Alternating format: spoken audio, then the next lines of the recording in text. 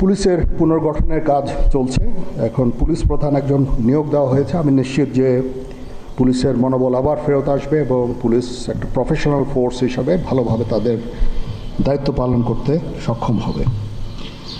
সর্বশেষে আমি আপনাদের নিশ্চিত করতে চাচ্ছি যে সেনাবাহিনী, নৌবাহিনী, বিমান বাহিনী সর্বদা জনগণের সাথে আছে এবং থাকবে, এবং আমরা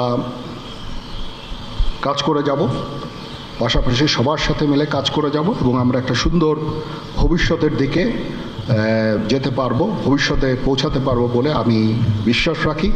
আপনারা আমাদের সবাইকে সাহায্য সহযোগিতা করবেন। আপনাদের সাহায্য নিয়ে ইনশাল্লাহ আমরা এটা করতে পারবো। আপনারা মিডিয়া অলরেডি অত্যন্ত দায়িত্বপূর্ণভাবে আপনাদের সংবাদ পরিবেশন করছেন। আমি আবার আপনাদের কাছে এই জন্য কৃতজ্ঞতা জানাচ্ছি এবং ইনশাল্লাহ আমরা সবাই মিলে দেশকে একটা সুন্দর একটা পরিবেশ আমরা সৃষ্টি করতে পারবো এই দেশে, এবং আমরা সবাই ভালো থাকবো ইনশাআল্লাহ।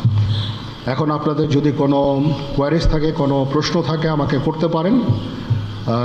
আমি যদি আমার জানা থাকে আমি অবশ্যই এটার উত্তর দেব।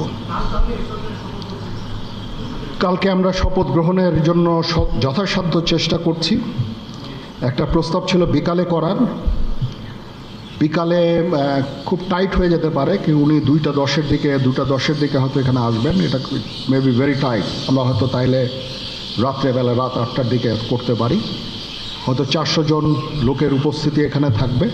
এই পরিসরে আমরা শপথ গ্রহণের অনুষ্ঠান ইনশাল্লাহ